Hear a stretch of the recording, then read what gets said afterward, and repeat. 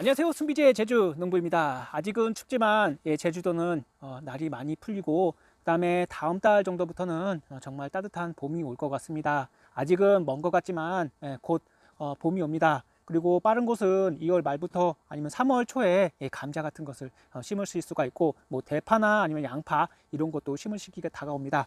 자, 그 농사, 봄 농사 짓기 전에 꼭 하셔야 될 일이 있습니다. 이것만 잘 숙지해 주시면은 농사 잘 차분차분히 시작하실 수가 있고요. 하지만 지금 해주시지 않으면은 정말 바쁘게 해야 됩니다. 그리고 내가 투입할 그런 비료들도 제대로 투입을 못하고 그다음에 그냥 대충 농사를 지을 수밖에 없는데요. 자, 오늘은 이 봄이 되기 전에, 즉 농사를 짓기 전에 하셔야 될 한 세네 가지 정도만 말씀드리도록 하겠습니다. 그 첫 번째는 바로 토양을 잘 검사를 해보시는 게 중요합니다. 저 같은 경우에는 토양 검사를 매번 하기가 힘들어서 이렇게 pH와 그 다음에 수분 그리고 온도 정도를 측정할 수 있는 이런 pH 측정기를 구입을 하였습니다. 자, 여기 보시면은 이렇게 전원을 켜면은 pH와 그리고 온도, 토양 온도예요. 토양 온도도 굉장히 중요합니다. 왜냐하면 작물이 활동하는 그런 온도가 있거든요. 그리고 토양이 건조한지 아니면 중간인지 아니면 수분기가 많은지 그것도 좀 아시는 게 중요해요. 따라서 이렇게 간단한 거 요거 제가 한 8,000원인가 9,000원에 구입을 한 것 같습니다. 굉장히 잘한 것 같아요. 왜냐하면 토양 검정을 하려면은 삽으로 일일이 흙을 파다가 그 다음에 기술센터나 기술원에 맡겨가지고 그것을 이제 분석해서 오는데 거의 한 달 그 이상이 걸려버리게 됩니다. 그러면은 좀 정확한 데이터가 나오겠지만 그게 굉장히 오래 걸려서 농사를 시작할 시점에 그 데이터가 나오게 되면은 그 결과에 따라 이제 농사를 지어야 되는데 그게 쉽지가 않습니다. 따라서 지금이라도 빨리 흙을 이렇게 오늘같이 퍼다가 그다음에 주변에 이제 그 토양 검정을 해주는 기술센터나 기술원에 가셔가지고 빨리 토양을 의뢰를 하시고 그다음에 그 결과가 나오시면은 꼭 그 결과를 보시고 매년 그 결과를 한번 계속 뽑아보세요. 전반기 지금 그리고 중반기 후반기 여러 번 이제 토양 검정을 하셔도 비용이 들지 않거든요. 그렇기 때문에 저 같은 경우는 봄에 토양 검정을 합니다. 그리고 때로는 한 중간 정도에 한 번 더 하기도 하고요.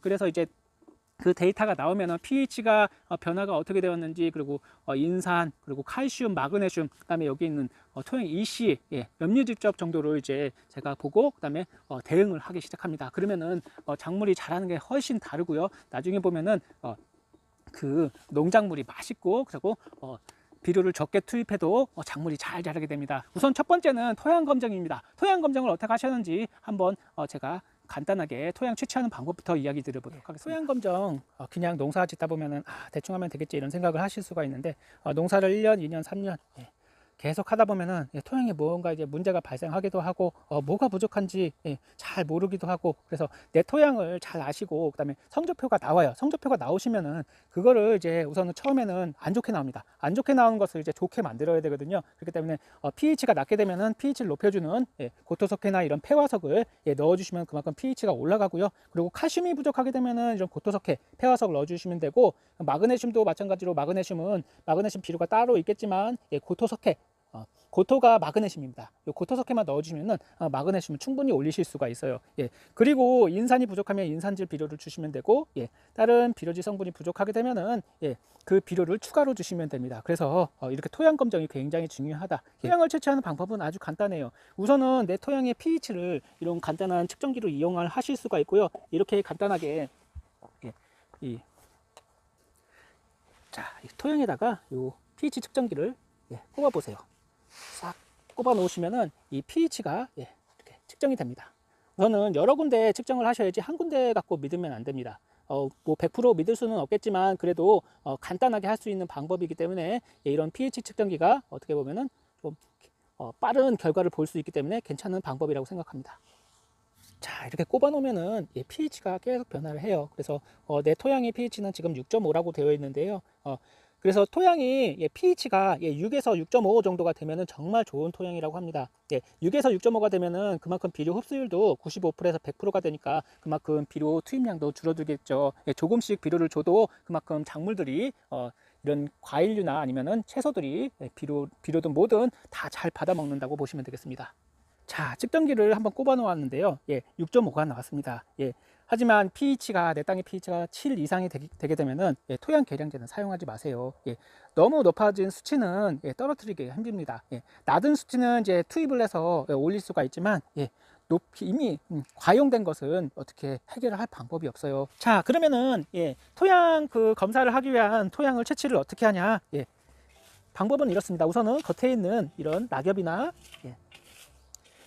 이런 장 가지들은 살짝 1, 2cm 정도 걷어주시고, 그 다음에 이렇게 흙을 케이크 자르듯이 싹 우선은 이렇게 퍼주세요. 우선은 한번 퍼주시고, 그 다음에 이게 결이 있잖아요. 결이 보이시죠? 이 결에 따라서 이렇게 흙을 살짝 퍼주시면 됩니다.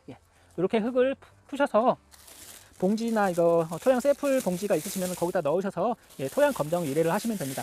이렇게 하시면 되고, 너무 윗부분만 하시면은 윗부분에는 그만큼 비료 성분도 많고 하기 때문에 정확한 데이터가 나오지 않습니다. 그렇다고 너무 밑에 있는 흙만 푸시게 되면은 여기에 있는 그 아무래도 비료 성분이 토양 깊숙이는 없기 때문에 정확한 데이터가 나오지 않아요. 따라서 여기 있는 결을 위에서부터 밑에까지 싹 케이크를 자르듯이 이렇게 푸셔서 봉지에 넣어서 토양 검정 의뢰를 하시면 됩니다. 샘플을 채취하실 때 한 군데만 하시지 마시고 여러 군데, 최대한 여러 군데 해주시는 게 좋습니다.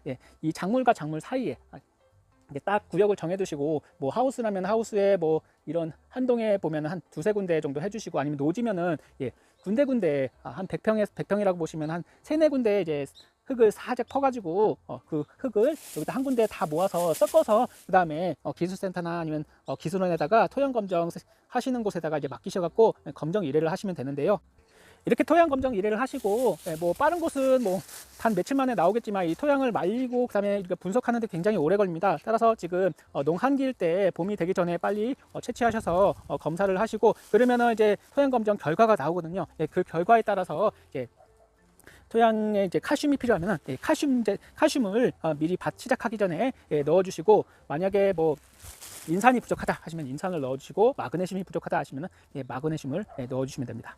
만약에 내 토양의 pH가 지금 뭐 한 5에서 5.5다 라고 생각되시면은, 그러면은 이제 아무래도 작물이 자라는 게 조금 더딜 거예요. 그리고 비료 흡수율도 굉장히 그 정도 산성 토양이 되게 되면은 굉장히 낮거든요. 그래서 보통은 우리가 쓰는 그런 비료는 산성 비료입니다. 따라서 계속 산성 비료를 쓰고 산성 비가 내리게 되면은 그만큼 토양은 계속 산성화가 되거든요. 그렇기 때문에 중간중간에 이런 토양 계량제를 넣어 주셔야 됩니다. 폐화석이나 아니면 고토석회 아니면 규산질 비료를 넣어 주셔야 되거든요. 고토석회는 아무래도 석회와 칼슘이 들어가 있기 때문에 이 고토석회를 쓰고요. 그리고 요거 폐화석은 칼슘이 들어가 있고 땅을 부드럽게 하기 때문에, 그리고 천연에서 나온 거기 때문에 이 폐화석을 반반 정도 이제 주문해서 쓰고 있습니다. 하지만 고토석회를 너무 많이 쓰게 되면은 땅이 단단해지기 때문에 좀 주의를 해주셔야 돼요. 그래도 중간중간에 이런 과일이나 채소 같은 거 키우시면은, 특히 나중에 토양 검정을 하시고 그 데이터가 나오잖아요. 그 데이터에서 이제 그 마그네슘 함량이 나와요. 토양의 마그네슘 함량이 굉장히 낮다라고 그런 데이터가 나오시면은 최소한 마그네슘 함량이 이 정도가 되게끔 그렇게 맞춰주시는 게 좋습니다. 중간중간에 이제 시간이 되실 때마다 한 2, 3개월에 한 번씩 이렇게 처음에 미끄럼 하실 때 고토석회 넣으시고, 중간에 이런 고토석회를 한 번 더 넣어주시면은 마그네슘을 주는 그런 효과가 있기 때문에 이런 과일이나 채소 당도를 높이는 데 굉장히 중요합니다. 저도 이제 이 토양 속에 마그네슘 함량이랑 그리고 석회 함량을 높게 해서 과일을 맛있게 하기 위해서 대단히 노력을 많이 하거든요. 그래서 가장 쉬운 방법은 고토석회나 폐화석을 넣는 방법이다.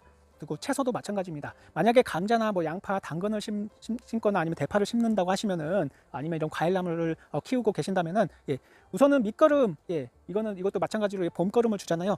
봄거름 주기 전에 꼭 하셔야 될 일이 있습니다. 바로 토양 계량제, 고토석회나 폐화석 이런 것들을 미리 넣어 주셔야 되는데요. 또 밑거름을 하기 전에 이 고토석회를 넣게 되면은 아무래도 이 화학 비료와 그다음에 이런 칼슘이 만나서 이제 화학 반응을 일으켜서 이제 질소가 날아가고 뭐 인산이 고정되고 이런 현상이 발생합니다. 그래서 우리 토양 검사를 해보면 인산질 비료가 많다고 나올 수가 있는데, 그게 고정돼서 인산이 많다고 나올 수가 있어요. 따라서 이런 칼슘 비료와 일반 그냥 화학 비료를 같이 주시게 되면은 그만큼 손해가 많으니까 꼭 농사 짓기 전에 요 폐화석이나 아니면 고토석회를 꼭 2주에서 4주 전에 뿌려주시고, 그리고 토양을 한번 갈아주시고, 아니면 물을 충분히 주시고, 비 오기 전에 이 고토석회나 폐화석 주시고 잘 녹게 해주시고, 그 다음에 그 밑거름을 주시게 되면은 작물이 뭐 그만큼 밑거름을 먹고 아주 잘 자라게 됩니다. 자, 오늘은 제가 첫 번째로 토양 검정하는 방법에 대해서 이야기를 드려봤고, 그다음에 토양 계량제 사용 방법,